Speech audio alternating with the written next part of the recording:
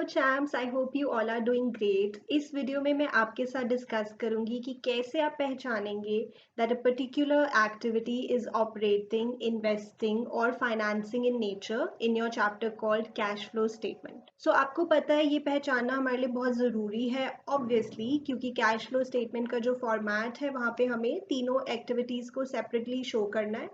Also इस बार जैसे आपके सैम्पल पेपर में 2 मार्क का क्वेश्चन आया फॉर इनफ्लो, आउटफ्लो और नो फ्लो रिलेटेड क्वेश्चन, तो हो सकता है in your final exam you will get a 2 mark question where in you have to tell that a particular activity is operating, investing और financing.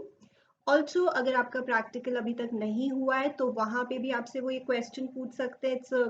It's an important question, तो इसलिए ये हमारे लिए बहुत इंपॉर्टेंट है कि हम प्रॉपरली डिस्टिंग्विश कर सके, डिफ्रेंशिएट कर सके इन एक्टिविटीज़ में, राइट। तो चलिए स्टार्ट करते हैं। आपको पता ही है जो अकाउंटिंग स्टैंडर्ड 3 है, अकाउंटिंग स्टैंडर्ड 3 रिवाइज्ड, उसने हमें कैश फ्लो का पूरा फॉर्मेट दिया है और उसी ने हमें बताया है कि बिजनेस एक्टिविटीज़ आप 3 कैटेगरीज में डिवाइड कर सकते हैं। सबसे पहले मैं आपसे बात करूंगी नॉन फाइनेंशियल कंपनीज के बारे में। अब नॉन फाइनेंशियल कंपनीज क्या होती है, फाइनेंशियल कंपनीज क्या होती है, उसके बारे में भी मैं आपसे बात करूंगी further in the video. But अभी स्टार्ट करते हैं एक बेसिक कंपनी का एग्जाम्पल लेके। ओके, सो ऑपरेटिंग एक्टिविटीज जैसा कि आपको पता है these are the principal revenue generating activities. दूसरे शब्दों में कहें तो जो मेरा मेन काम है, मेरा जो मेन ऑपरेशन है, उससे रिलेटेड एक्टिविटीज। फॉर एग्जाम्पल मेरा मेन काम है पेन बना के बेचने का, तो अगर इस पेन के लिए मैंने कोई रॉ मटेरियल खरीदा है that is my operating activity. जब ये पेन मैंने सेल किया है that is my operating activity. इस पेन को बनाने के लिए मैंने अपने वर्कर्स को वेजेस दी हैं, सैलरीज दी हैं, वो मेरी ऑपरेटिंग एक्टिविटी है। इस पेन को बनाने के लिए मेरे पास एक फैक्ट्री है, उस फैक्ट्री का मुझे रेंट देना है, that is an operating activity. फिर मेरे कोई ऑफिस के एक्सपेंसेस हैं, वो भी मेरे मेन ऑपरेशन से रिलेटेड हैं। कुछ सेलिंग एंड डिस्ट्रीब्यूशन के एक्सपेंसेस हैं, वो भी मेरे मेन ऑपरेशन से रिलेटेड हैं। तो ये सभी टाइप की एक्टिविटीज हो जाती हैं आपकी ऑपरेटिंग एक्टिविटीज, जो मेरे मेन ऑपरेशन से रिलेटेड है, जिससे मैंने एक्चुअली पैसा कमाना है। ये पेन बेच के ही तो मुझे पैसा कमाना है। ऑल्सो आप एक सर्विस एंटरप्राइज भी हो सकते हैं। मान लीजिए I am a doctor, I am providing you medical service. If I am a lawyer, I am giving you legal service. If I am a chartered accountant, I am giving you taxation auditing service. तो उससे वो मेरा main operation है, उससे जो मैंने पैसा earn किया है that is also an operating activity. So cash generated from rendering services, ये भी एक ऑपरेटिंग एक्टिविटी है, ठीक है। तो इसके लिए अगर वो आपसे वाइवा में भी पूछते हैं ऑपरेटिंग एक्टिविटीज क्या होती हैं, तो आप कहेंगे प्रिंसिपल रेवेन्यू जनरेटिंग एक्टिविटीज। अभी मैंने आपको इसके काफी सारे एग्जांपल्स दिए, जैसे आपने सेल्स की है। सेल क्यों कर रहे हो भाई, ये आपका मेन काम है, गुड्स को सेल करना या सर्विस देना। Cash received against revenue from services, अगर आप सर्विस एंटरप्राइज है तो उससे जो आप पैसे कमा रहे हैं वो भी आपका मेन काम है। अभी मैंने आपको एग्जांपल भी दिया। रेंट आप दे रहे हो भाई, जिस जगह पे आप ऑपरेशंस कर रहे हो उस जगह का रेंट दे रहे हो। देन वेजेस, सैलरीज दे रहे हो अपने स्टाफ को, ये भी आपका मेन ऑपरेशन है। देन अपने क्रेडिटर्स को पैसे दे रहे हो, क्रेडिटर्स से आपने रॉ मटेरियल्स खरीदे हैं, मेन ऑपरेशन है, क्रेडिटर्स को पैसे दे रहे हो। या डेटर्स से आपको पैसे मिल रहे हैं, cash receive from debtors. Debtors क्यों अराइज हो रहे हैं, क्योंकि आपने गुड्स को सेल किया है, which is your main operation, तो this is also an operating activity. Then income tax, अगर आप इनकम टैक्स पे कर रहे हो अपनी इनकम पे, मेन इनकम आपने कहाँ से कमाई है, ऑपरेटिंग एक्टिविटीज से, तो income tax paid.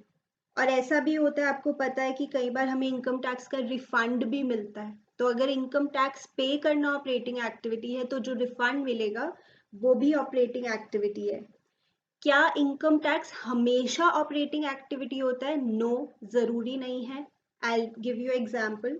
So income tax refund भी यहाँ पे ऑपरेटिंग हो गया, राइट। तो इस तरह के एग्जांपल्स हो गए operating activities.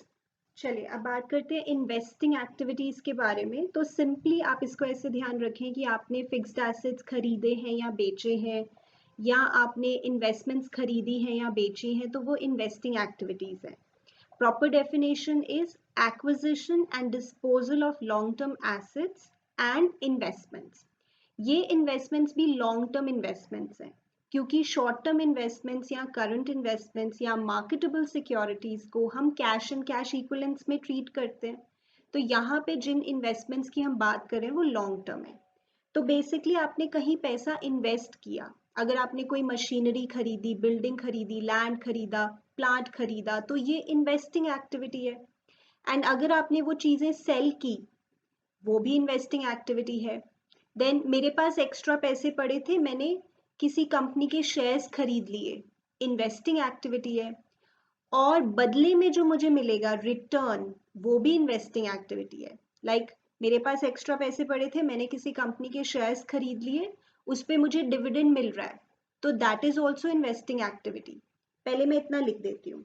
So this is acquisition यानी परचेज एंड डिस्पोजल यानी सेल, आप समझते ही हैं, of long term assets and investments. यहाँ पे इन्वेस्टमेंट्स वो हैं जो लॉन्ग टर्म ही है, क्योंकि short term investments cash and cash equivalents में आती है। अभी जो मैंने आपको एग्जांपल दिए, अगर मैंने कोई एसेट खरीद लिया है, लॉन्ग टर्म एसेट जैसे land, building, plant, machinery, furniture, वो सब इसमें आ जाएगा। और अगर मैंने उन्हें सेल किया है, वो भी इसमें आ जाएगा, right? Sale of non current assets. Then मेरे पास एक्स्ट्रा पैसे पड़े थे, मैंने किसी कंपनी के शेयर्स खरीद लिए, परचेज ऑफ इन्वेस्टमेंट। बदले में मुझे जो मिल रहा है, जैसे dividend, dividend received, this is also investing activity. मेरे पास एक्स्ट्रा पैसे पड़े थे, मैंने कोई जगह खरीद ली और उसको मैंने रेंट पे दे दिया, तो मुझे रिटर्न में रेंट मिल रहा है, rent received, this is also investing activity.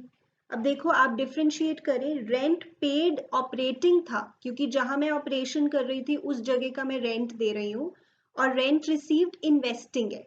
मेरे पास एक्स्ट्रा पैसे पड़े थे, मैंने कोई स्पेस खरीद लिया, उस स्पेस को मैंने लेट आउट किया है, तो उस पर मुझे रेंट मिल रहा है। मैंने बैंक में एफडी रखी है, उस पर मुझे इंटरेस्ट मिल रहा है, this is also an investing activity, interest received. So purchase and sale of non current investments, समझ रहे हैं ना इसमें किस तरह की चीजें आएंगी। अभी मैं आपको पूरे एग्जाम्पल्स भी शो करूंगी, don't worry. Then financing activities क्या होता है, सिंपल शब्दों में कहूँ तो अगर मैंने कहीं से पैसा उठाया है, दैट इज फाइनेंसिंग एक्टिविटी, और बदले में जो मैंने दिया है, दैट इज फाइनेंसिंग एक्टिविटी। जैसे मैंने शेयर्स इशू किए हैं कैपिटल रेज करने के लिए, फाइनेंसिंग एक्टिविटी। और अगर इसकी प्रॉपर डेफिनेशन बोलनी हो तो change in the size and composition of owner's capital and borrowings of the enterprise। तो यहाँ पे जहां से आपने फंड्स रेज किए हैं, वो हमारी फाइनेंसिंग एक्टिविटी होती है, क्योंकि फाइनेंस आप लेकर आ रहे हो, और बदले में जो आपने दिया है वो भी आपकी फाइनेंसिंग एक्टिविटी है। एग्जाम्पल, पहले मैं इसका प्रॉपर डेफिनेशन लिखूं, change in the size and composition of owners capital and borrowings of the enterprise. तो फंड्स रेज करने की बात हो रही है। So like issue of share capital, चाहे वो इक्विटी शेयर्स हैं, प्रेफरेंस शेयर्स हैं, शेयर्स को बदले में आप क्या देते हो, डिविडेंड, तो डिविडेंड पेड भी आपकी फाइनेंसिंग एक्टिविटी है। देन आपने बैंक से लोन लिया है, आपकी ये फाइनेंसिंग एक्टिविटी, आपने पैसे रेज किए हैं। लोन पे आपने इंटरेस्ट पे किया है, ये आपकी फाइनेंसिंग एक्टिविटी है। Try to differentiate, interest received investing activity थी, क्योंकि आपने बैंक में पैसे रखे हुए हैं या कहीं पे पैसे इन्वेस्ट किए हुए हैं, बदले में इंटरेस्ट मिल रहा है, दैट इज इन्वेस्टिंग। बट अगर आप इंटरेस्ट पे कर रहे हो, यानी आपने फंड्स रेज किए हुए हैं, दैट इज फाइनेंसिंग एक्टिविटी। आपने इशू किए हैं डिबेंचर्स, वहां से आप पैसे रेज कर रहे हो, फाइनेंसिंग एक्टिविटी। उन डिबेंचर्स पे आप इंटरेस्ट पे कर रहे हो, financing activity. So interest paid on debentures. Then ये जो बोरोइंग्स है, ये शॉर्ट टर्म भी हो सकती है, लॉन्ग टर्म भी, इसलिए bank overdraft which is the short term borrowing, उसे भी हम यहीं पे शो करते हैं, शॉर्ट टर्म बोरोइंग्स भी हो सकती है। सो बेसिकली पैसा रेज कर रहे हो आप अच्छा, एक बात और ध्यान रखिए, पैसा अगर रीपे कर रहे हो that is also financing activity. जैसे यहाँ पे अगर बैंक लोन को रीपे कर रहे हो, फाइनेंसिंग। डिबेंचर्स को रिडीम कर रहे हो, फाइनेंसिंग। प्रेफरेंस शेयर कैपिटल को रिडीम कर रहे हो, फाइनेंसिंग। ठीक है, तो पैसा उठाना या वो पैसा चुकाना, वापस करना, और रिटर्न में जो भी ओवर एंड अबव आप पे करते हैं like interest, all these are financing activities. Okay champs, तो आगे हमें समझना जरूरी है that there can be two types of enterprises, एक नॉन फाइनेंशियल कंपनी और एक फाइनेंशियल कंपनी। पहले हम फाइनेंशियल कंपनी देखते हैं। फाइनेंशियल कंपनीज जिनका जो मेन काम है वो पैसे में डील करना है, like a bank, like a financial institution, जैसे इंडिया बुल्स, मुथूट फाइनेंस, कोई स्टॉक ब्रोकर, ये सभी फाइनेंशियल एंटरप्राइजेज होती हैं। तो इनका जो मेन काम होता है ना, वो देखो किस तरह का होता है। कहीं से लोन लेना, कहीं लोन दे देना। जैसे फाइनेंसर्स होते हैं ना, कहीं से लोन लिया 10% में, आगे लोन दे दिया 12% में, और जो 2% का डिफरेंस है वो इनका प्रॉफिट हो गया। सो कहीं से लोन लेना, कहीं आगे लोन दे देना। अब अगर आपने लोन लिया है तो इस पे आप इंटरेस्ट पे करोगे, तो इंटरेस्ट पे करना भी इनका रोज का काम है। रोज का काम मतलब मेन ऑपरेशन। और ये जो लोन दिया है इस पे इंटरेस्ट मिलेगा, वो भी इनका मेन ऑपरेशन है। तो कहीं से लोन लेना, कहीं लोन दे देना, this is one of the activities of a financial company. Second, किसी कंपनी के शेयर्स खरीदना, purchase of shares, sale of shares, जैसे ट्रेडिंग करना, स्टॉक ब्रोकर्स का एग्जाम्पल हो गया। Purchase of shares, sale of shares या सिक्योरिटीज बेसिकली। फिर अगर आपने शेयर्स खरीदे हैं उस पे आपको डिविडेंड मिलेगा, तो डिविडेंड रिसीव्ड भी इनके लिए मेन ऑपरेशन हो गया, right.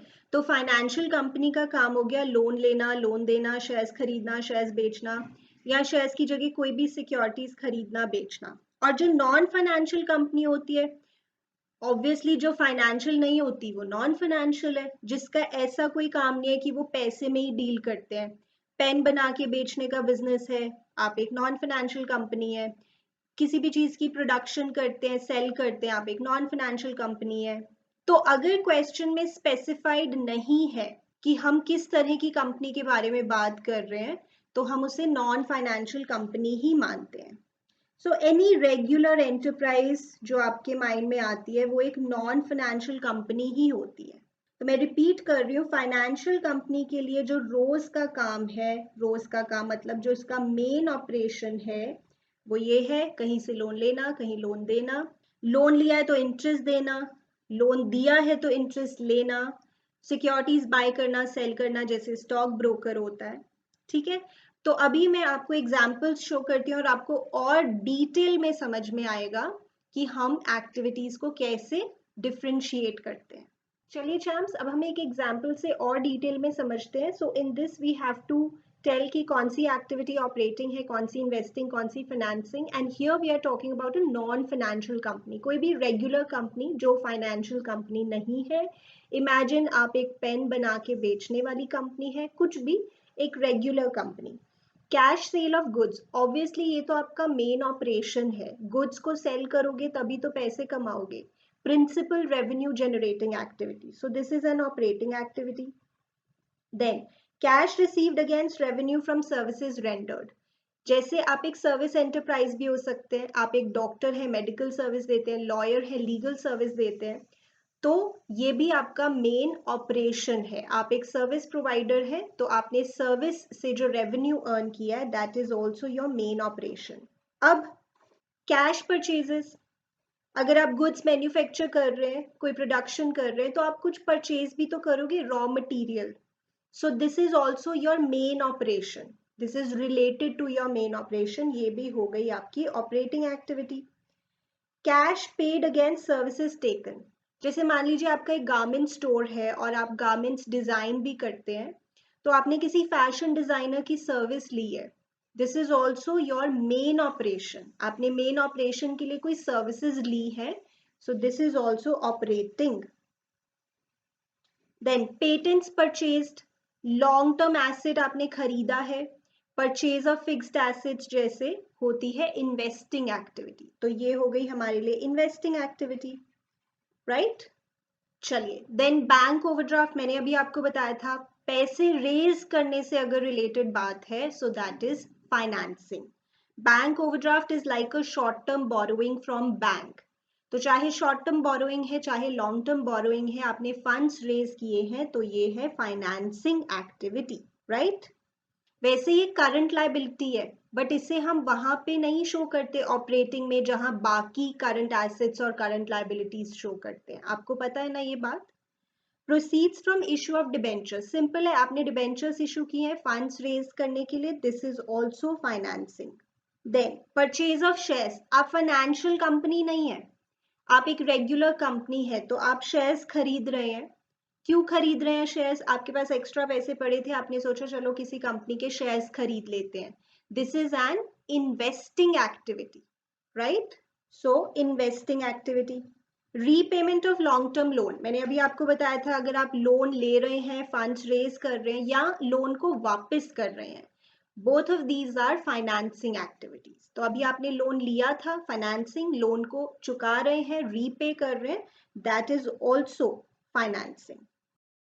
Then comes commission received. अब कमीशन रिसीव्ड जैसे मान लीजिए आप एक प्रॉपर्टी डीलर है, आप प्रॉपर्टी बाय सेल करवाते हैं, तो आपको बीच में कमीशन मिलती है, ये तो आपका मेन ऑपरेशन है, राइट। तो कमीशन रिसीव्ड को हम ऑपरेटिंग एक्टिविटी ही मानते हैं। ऑल्सो कमीशन पेड को भी हम ऑपरेटिंग एक्टिविटी कहते हैं। मान लीजिए आपने कोई सेल्स पर्सन रखे हुए हैं कि आपके गुड्स की सेल बढ़ाने के लिए आप उनको कमीशन देते हैं, so that is also your main operation. So commission paid as well as commission received, both are operating activities. मैंने आपको example दिया. Then redemption of debentures, simple है, आपने इशू किए थे डिबेंचर्स, पैसा उठाया था, अब आप रिडेम्पशन कर रहे हो, both are financing activities, right. Then interest on debentures, obviously जहां से पैसा उठाया है बदले में जो दिया है, आई टोल्ड यू, वो भी होता है financing activity. So this is also financing in nature, right? Okay, next, interest on investments. I think this is very simple. आपने इन्वेस्टमेंट की हुई है कहीं पे, उस पे आपको इंटरेस्ट मिल रहा है, तो ये आपकी इन्वेस्टिंग एक्टिविटी है। जहां पैसे लगाए हैं वहां से रिटर्न मिल रहा है। इनकम टैक्स पेड, देखो अगर कुछ नहीं लिखा तो इनकम टैक्स को हम ऑपरेटिंग एक्टिविटी मानते हैं। Why? Because the main part of income that I am earning वो मेरे ऑपरेशन से आती है। क्या पढ़ते हैं हम? Principal revenue producing activities. तो मेन इनकम जब मेरी ऑपरेशन से आती है तो इनकम के ऊपर जो टैक्स देना है वो भी मेरी ऑपरेटिंग एक्टिविटी है। वीडियो के स्टार्टिंग में मैंने आपको कहा था क्या इनकम टैक्स हमेशा ऑपरेटिंग एक्टिविटी होता है? नहीं, डिपेंड करता है। अगर सिर्फ इनकम टैक्स लिखा है हम इसे ऑपरेटिंग मानते हैं, बट जैसे income tax paid on gain of sale of asset, suppose आपने एक लैंड खरीदा था 5 लाख रुपीज का और आपने इसे अब सेल कर दिया 9 लाख रुपीज का, तो ये जो आपको 4 लाख का कैपिटल गेन हुआ है ना, इस पे भी हम एक इनकम टैक्स पे करते हैं जिसे हम कैपिटल गेन टैक्स कहते हैं। जब आप बीकॉम में जाएंगे, सीए में जाएंगे, आप पढ़ेंगे। तो ये जो कैपिटल गेन टैक्स होता है, this is kind of an income tax only. तो ये हमारे सेल ऑफ एसेट के वक्त पे हो रहा है। तो सेल ऑफ एसेट कौन सी एक्टिविटीज होती है? इन्वेस्टिंग। तो सेल के वक्त जो हम इनकम टैक्स पे कर रहे हैं वो भी हो जाएंगी इन्वेस्टिंग। तो अगर प्रैक्टिकल में वो आपसे पूछते हैं क्या इनकम टैक्स पेड हमेशा ऑपरेटिंग होता है, आप कहेंगे नहीं, इट डिपेंड्स कि हमने किस एक्टिविटी पे इनकम टैक्स पे किया है, right. Cash receive from debtors, very simple, मेरे डेटर्स क्यों होते हैं? क्योंकि मैं उन्हें गुड्स सेल करती हूँ और गुड्स सेल करना मेरा मेन ऑपरेशन है, तो डेटर्स से पैसे मिलना भी मेरा मेन ऑपरेशन है। Cash paid to creditors, again मेरे क्रेडिटर्स क्यों होते हैं? क्योंकि मैंने उनसे गुड्स खरीदे हैं, रॉ मटेरियल खरीदे हैं, जो कि मेरा मेन ऑपरेशन है। तो क्रेडिटर्स के बनने की वजह मेरे ऑपरेशंस है, तो उनको जो मैं पैसा दे रही हूँ that is also my operating activity. This is important, ध्यान से देखिए। लोन्स एंड एडवांसेस ग्रांटेड, यानी आपने किसी को लोन दिया है। देखो अगर हम लोन लेते हैं वो फाइनेंसिंग है, बट अगर हमने किसी को लोन दिया है, क्यों दिया है? हमारे पास एक्स्ट्रा पैसे पड़े थे, हमने सोचा चलो किसी को लोन दे देते हैं, इस पे इंटरेस्ट मिल जाएगा। तो ये आपकी इन्वेस्टिंग एक्टिविटी, आपने कहीं पैसे इन्वेस्ट किए हुए हैं ताकि वो बढ़े, ताकि आपको कुछ रिटर्न मिले। एंड माइंड इट, यहाँ पे हम एक नॉन फाइनेंशियल कंपनी है। मैंने स्टार्टिंग में ही आपको बताया था कि हम जो एग्जाम्पल ले रहे हैं वो एक नॉन फाइनेंशियल एंटरप्राइज का ले रहे हैं अभी। तो ये हमारी इन्वेस्टिंग एक्टिविटी है। ओके, देन डिविडेंड रिसीव्ड, मैंने किसी कंपनी के शेयर्स खरीदे हुए हैं, उस पर मुझे डिविडेंड मिल रहा है। क्यों खरीदे हैं shares? Again this is like an investment, मेरे पास एक्स्ट्रा पैसे पड़े थे, मैंने सोचा चलो शेयर्स खरीद लेते हैं किसी कंपनी के, उस पर मुझे डिविडेंड मिल रहा है। This is also an investing activity, जो रिटर्न मिल रहा है that is also investing, right champs? Then अगर आपको कोई रॉयल्टीज मिलती हैं तो वो भी आपके मेन ऑपरेशन से रिलेटेड है। इमेजिन एक सिंगर है, उसे रॉयल्टी मिलती है for the commercial use of his और हर म्यूजिक और सॉन्ग्स। देन अगर आप एक ऑथर है, आपकी बुक सेल होती है तो पब्लिशर से आपको रॉयल्टी मिलती है। तो रॉयल्टी को भी मेन ऑपरेशन ही माना जाता है कि जो आपका मेन काम है उससे रिलेटेड ही आपको कोई रॉयल्टी मिल रही है, राइट? सो ऑपरेटिंग एक्टिविटी। अगर यहाँ पे कोई फी रिसीव्ड होता, कोई फीस मिल रही है, उससे भी हम ऑपरेटिंग एक्टिविटी कहते हैं। जैसे डॉक्टर की कंसल्टेशन फीस है तो वो फीस रिसीव्ड, उसे भी हम ऑपरेटिंग कहते हैं। इशू ऑफ बोनस शेयर्स, देखिए ना this is a different point. इसे ना तो हम ऑपरेटिंग कह सकते हैं, ना इन्वेस्टिंग, ना फाइनेंसिंग एक्टिविटी, क्योंकि इसे हम कैश फ्लो में शो ही नहीं करते, as it does not involve cash. अगर आप शेयर्स इशू करते हो, बोनस शेयर्स, तो आपके पास कोई कैश नहीं आएगा। So you can not classify this transaction, cannot be classified into operating, investing or financing because there is no involvement of cash, right? चलिए आगे देखते हैं। Payment for buyback of equity shares, जैसे कंपनी शेयर्स इशू करती है ऐसे ही company अपने shares को बायबैक भी कर सकती है, मार्केट से वापस खरीद के उन्हें खत्म कर सकती है। वन रीजन कुड बी कि वो अपने नंबर ऑफ इक्विटी शेयर्स कम करना चाहती है, राइट? तो सिंपल है, अगर शेयर्स इशू करना एक फाइनेंसिंग एक्टिविटी है तो शेयर्स को बाय बैक करके खत्म करना भी फाइनेंसिंग एक्टिविटी है, right? Then decrease in bank overdraft, very simple, bank overdraft एक शॉर्ट टर्म बोरोइंग है, तो ये कम हो रही है। कम हो या ज्यादा हो, शॉर्ट टर्म बोरोइंग तो फाइनेंसिंग एक्टिविटी होती है ना, सो this is a financing activity. Marketing expenses, marketing आप कर रहे हैं अपने प्रोडक्ट की, सो ये तो आपका मेन ऑपरेशन है, you want to increase the sales of your product, so ये ऑपरेटिंग है। Then sale of machines by a dealer of machines, अगर आप मशीन्स में ही डील करते हैं तो मशीन आपके लिए गुड्स हो जाते हैं, तो सेल ऑफ गुड्स तो सिंपल हो गया ना, ऑपरेटिंग, ये तो आपका मेन ऑपरेशन है। Then brokerage received by a stock broker, stock broker का क्या काम है कि वो अपने क्लाइंट्स के बिहाफ पे, कस्टमर्स के बिहाफ पे बाय सेल कर रहा है शेयर्स, तो उसको ब्रोकरेज मिल रही है, तो ये तो वो सर्विस दे रहा है, उसके लिए उसे ब्रोकरेज मिल रही है, तो ये तो उसका मेन काम है। जैसे एक प्रॉपर्टी डीलर के लिए कमीशन मिलना मेन ऑपरेशन है, ऐसे ही स्टॉक ब्रोकर के लिए ब्रोकरेज मिलना उसका मेन काम है। Selling and distribution expenses, very simple, आप अपने गुड्स को सेल करने के लिए, डिस्ट्रीब्यूट करने के लिए कुछ खर्चे कर रहे हो, like advertisement and all, this is your operating activity. Okay, next, short term deposits in banks, actually कोई एक्टिविटी ही नहीं है, ये कैश इक्विवेलेंस का पार्ट है। कैश इक्विवेलेंस क्या होता है? Short term highly liquid investments which are convertible into a known amount of cash without any significant risk of change in value. तो short term deposits in banks, cash in hand, cash at bank, cheques and drafts, then your current investments, marketable securities, short term investments, ये सभी आपके cash and cash equivalence होते हैं। इन्हें आप बिल्कुल and में कैश फ्लो में ट्रीट करते हैं, ये कोई टाइप ऑफ एक्टिविटी नहीं है। सिमिलरली मार्केटेबल सिक्योरिटीज, अभी मैंने आपको बताया short term investments, current investments या मार्केटेबल सिक्योरिटीज जिनका maturity period up to 3 months होता है, कैश एंड कैश इक्विवेलेंस का हम इन्हें पार्ट मानते हैं। And this I told you in the beginning also, income tax refund अगर मिला है तो that is also an operating activity. Normally income tax पे करना ऑपरेटिंग एक्टिविटी है, तो उस पर जो रिफंड मिलता है that is also an operating activity. चलिए चैम्प्स, अब हम समझते हैं कि एक फाइनेंस कंपनी और एक नॉन फाइनेंस कंपनी के लिए हम कैसे डिफ्रेंशिएट करेंगे। अभी मैंने आपको स्टार्टिंग ऑफ द वीडियो में बताया था, लेट मी रिपीट। अगर आप एक फाइनेंशियल कंपनी है जैसे कि इंडिया बुल्स, मुथूट फाइनेंस, कोई इंश्योरेंस कंपनी, कोई स्टॉक ब्रोकर, कोई म्यूचुअल फंड कंपनी, तो लोन लेना, लोन देना आपका नॉर्मल ऑपरेशन है। इंटरेस्ट पे करना, इंटरेस्ट रिसीव करना आपका नॉर्मल ऑपरेशन है। शेयर्स खरीदना, शेयर्स बेचना आपका नॉर्मल ऑपरेशन है। ट्रेडिंग हो गई शेयर्स की। डिविडेंड मिलना आपका रोज का काम है, नॉर्मल ऑपरेशन है। रोज का काम से आप ये मत समझना ना कि डिविडेंड रोज ही मिलता है। आई मीन टू से कि ये आपका मेन ऑपरेशन से रिलेटेड है, राइट? अब देखते हैं purchase of shares on a stock exchange. अगर आप एक फाइनेंस कंपनी है तो आप शेयर्स खरीद रहे हैं, जैसे मैंने बताया था, शेयर्स खरीदना बेचना, ट्रेडिंग करना like a stock broking firm, ये आपके लिए मेन ऑपरेशन है if you are a finance company. But अगर आप एक नॉन फाइनेंसिंग कंपनी है तो आप शेयर्स खरीदते हैं जस्ट एज एन इन्वेस्टमेंट, कि चलो एक्स्ट्रा पैसे पड़े किसी कंपनी के शेयर्स ही खरीद लेते हैं, तो उस केस में ये इन्वेस्टिंग बन जाता है।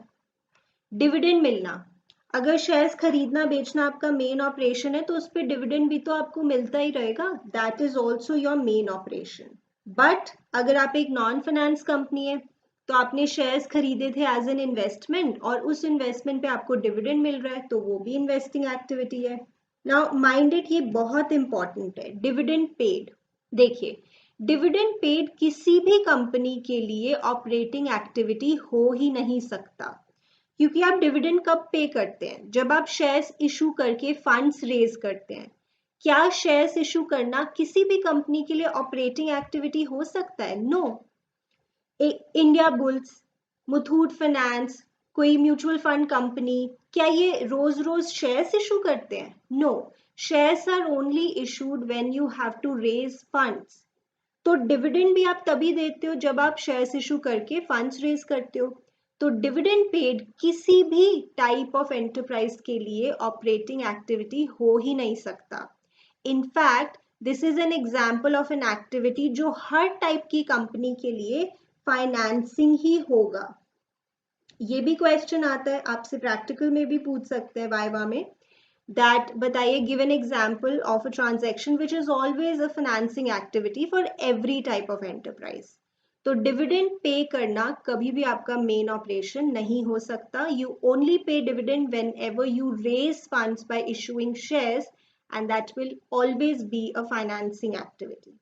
देन लोन दिया है आपने, अगर आप एक फाइनेंस कंपनी है तो लोन देना आपका मेन ऑपरेशन है, लोन लेना भी आपका मेन ऑपरेशन है। बट अगर आप एक नॉन फाइनेंस कंपनी है तो लोन अगर आपने दिया है, बी केयरफुल हियर, लोन दिया है, it is an investing activity. आपके पास एक्स्ट्रा पैसे पड़े थे, आपने सोचा चलो किसी को लोन दे देते हैं, इंटरेस्ट भी मिलेगा। तो अगर आप एक नॉर्मल रेगुलर कंपनी है और आपने लोन दिया है, that is N investing activity. अगर आपने लोन लिया है तो ये तो आपको पता है फंड्स रेज कर रहे हो आप, तो it is a financing activity, right? Interest paid on borrowings, अगर लोन लेना आपका नॉर्मल ऑपरेशन है, if you are a finance company, तो उस लोन के ऊपर इंटरेस्ट पे करना भी तो फिर आपके लिए नॉर्मल ऑपरेशन है। ये भी मैंने अभी आपको समझाया था। इंटरेस्ट पे करना, इंटरेस्ट मिलना, ये भी आपका मेन ऑपरेशन हो जाता है if you are a finance company. But अगर आप एक रेगुलर कंपनी है तो आप बोरोइंग्स पे इंटरेस्ट पे कर रहे हैं, बोरो करके आपने फंड्स रेज किए थे, उसके बदले में इंटरेस्ट दे रहे हैं, so this is a financing activity if you are a non financial enterprise. Purchase of fixed assets, be careful here, this is also important. Fixed assets अगर आपने खरीदे हैं, land, building, furniture, plant, machinery, ये हमेशा किसी भी type of enterprise के लिए इन्वेस्टिंग एक्टिविटी ही होता है। ये आपका मेन ऑपरेशन नहीं होता है कि आप फिक्स्ड एसेट्स खरीदते रहते हो, नो, क्योंकि फिक्स्ड एसेट्स तो रीसेल के लिए होते ही नहीं है। तो फिक्स्ड एसेट अगर आप खरीदते हो, this is always an investing activity, चाहे आप किसी भी टाइप की एंटरप्राइज क्यों ना हो। ऑल्सो अगर आप फिक्स्ड एसेट को सेल करते हो, ये भी हमेशा इन्वेस्टिंग एक्टिविटी है आपके लिए। ये आपका मेन ऑपरेशन थोड़ी होता है कि आप फिक्स्ड एसेट्स को सेल करते रहते हो, गुड्स को सेल करते हो, फिक्स्ड एसेट्स को थोड़ी रेगुलरली सेल करते रहते हो। Then here also be careful, आपने जो लोन दिया था किसी थर्ड पार्टी को, उसकी आपको रीपेमेंट मिल रही है। तो अगर आप एक फाइनेंस कंपनी हो तो लोन देना आपके लिए एक रेगुलर ऑपरेशन है। तो वो जब लोन वापस आ रहा है, that is also your main operation operating. और अगर आप एक रेगुलर कंपनी है, नॉन फाइनेंशियल कंपनी है, तो आपने किसी को लोन दिया था, that was an investing activity. अब वो लोन वापस आ रहा है तो that is also investing activity, like sale of investment, उस तरह से, राइट? तो ये कितना डिफरेंट हो गया। Okay then, receipt of interest on loans given, जैसे अभी हमने बोला लोन्स देना रोज का ही काम है, मेन ऑपरेशन है एक फाइनेंस कंपनी का, तो उन लोन्स के ऊपर इंटरेस्ट मिल रहा है, this is also the main operation. और नॉन फाइनेंस कंपनी के लिए आपने किसी को लोन दिया हुआ है, आपके पास एक्स्ट्रा पैसे पड़े थे, आपने सोचा चलो लोन दे देते हैं, उस पर इंटरेस्ट मिलेगा, तो ये एक इन्वेस्टिंग एक्टिविटी है for a non finance company, for a regular company. Okay, अब कुछ इंडिविजुअल क्वेश्चंस देखते हैं। Interesting questions can be asked in your viva also. Give an example of a transaction that is always considered as an investing activity. चाहे आप एक finance company है, चाहे non financing company है, हमेशा इन्वेस्टिंग ही होगी ये एक्टिविटी। इसके कई आंसर्स हो सकते हैं, but we are writing purchase of fixed assets, क्योंकि फिक्स्ड एसेट्स तो हमेशा एक इन्वेस्टमेंट की तरह आप खरीदते हैं, रीसेल के लिए तो खरीदते नहीं है। So purchase and sale of fixed assets हमेशा एक इन्वेस्टिंग एक्टिविटी होगा, चाहे आप किसी भी टाइप की ऑर्गेनाइजेशन क्यों ना हो। Give an example of a transaction that is always a financing activity, मैंने वैसे बात कर ली इस बारे में, डिविडेंड पेड। डिविडेंड पे करना कभी भी किसी भी टाइप की एंटरप्राइज के लिए मेन ऑपरेशन नहीं हो सकता, this is always related to financing activity, so dividend paid. और भी आंसर्स हो सकते हैं इसके, जैसे issue of shares. Give an example of a transaction that is always an operating activity, जैसे अपने एम्प्लॉयज को सैलरी देना, वेजेस देना, बोनस देना, ऑफिस एक्सपेंसेस, ये सब आपके मेन ऑपरेशंस के ही एक्सपेंसेस होंगे, चाहे आप किसी भी टाइप की कंपनी हो।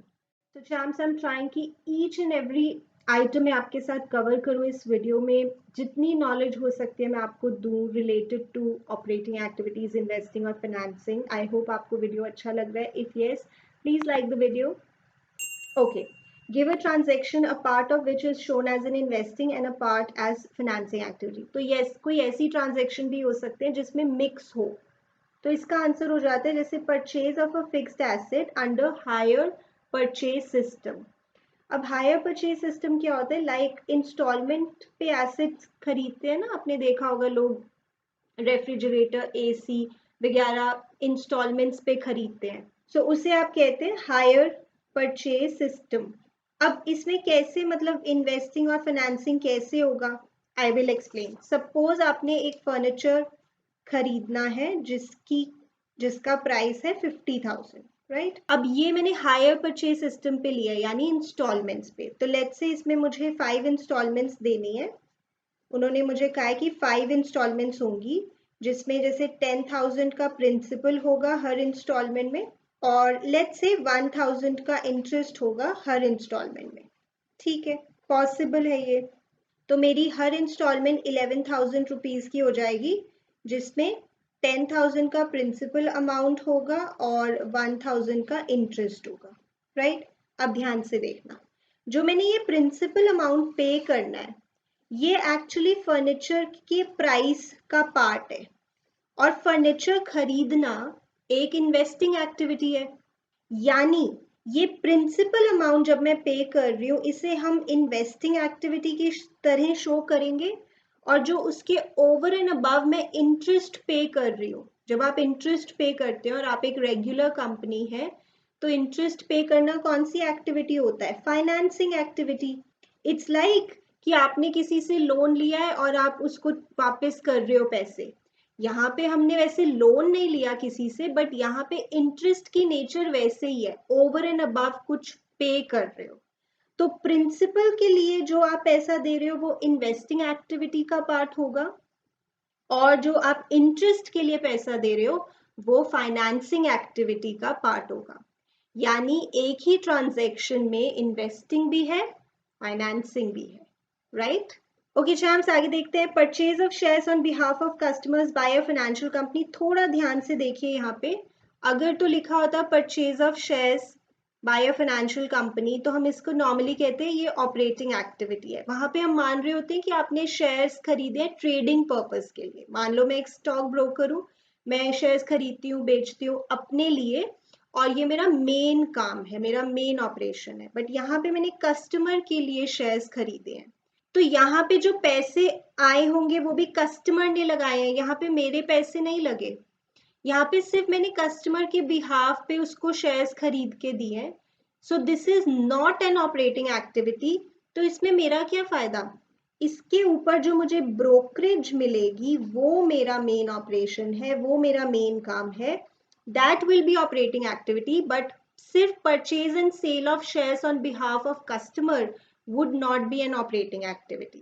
बट yes, अगर आपने ट्रेडिंग के लिए शेयर्स खरीदे हैं बेचे हैं तो वो आपका मेन ऑपरेशन है, जैसे स्टॉक ब्रोकर्स का होता है। चलिए, so last is examples of extraordinary items. Extraordinary items जो ऑपरेटिंग एक्टिविटीज से रिलेटेड है, इन्वेस्टिंग एक्टिविटीज से रिलेटेड है, फाइनेंसिंग एक्टिविटीज से रिलेटेड है। एक्स्ट्राऑर्डिनरी आइटम्स क्या होती हैं? ऐसी आइटम्स जिन्हें आप क्लियरली डिस्टिंग्विश कर सकते हो फ्रॉम ऑर्डिनरी और रेगुलर बिजनेस एक्टिविटीज, और ये रेकर नहीं होती फ्रीक्वेंटली और रेगुलरली, मतलब ये बार बार नहीं होती, और ये हमारे नॉर्मल बिजनेस एक्टिविटीज से बहुत अलग होती है। ऑपरेटिंग एक्टिविटीज क्या क्या एग्जाम्पल हो जाते हैं यहाँ पे? प्रिलिमिनरी एक्सपेंसेस, कंपनी फॉर्म होने से पहले के खर्चे है, तो ये ऑपरेशन से रिलेटेड, बट ये एक ऐसी आइटम है विच इज एक्स्ट्रॉर्डनरी, ये नॉर्मल बिजनेस से अलग है। देन कॉम्पनसेशन पे की है अगर आपने एम्प्लॉय को अंडर वॉलंटरी रिटायरमेंट स्कीम, मतलब उसने वॉलंटरी अपनी रिटायरमेंट एज से पहले रिटायरमेंट वो लेना चाहते हैं, इसके लिए आप उसे कॉम्पनसेशन दे रहे हो, ये भी आपकी एक एक्स्ट्रॉर्डनरी आइटम है।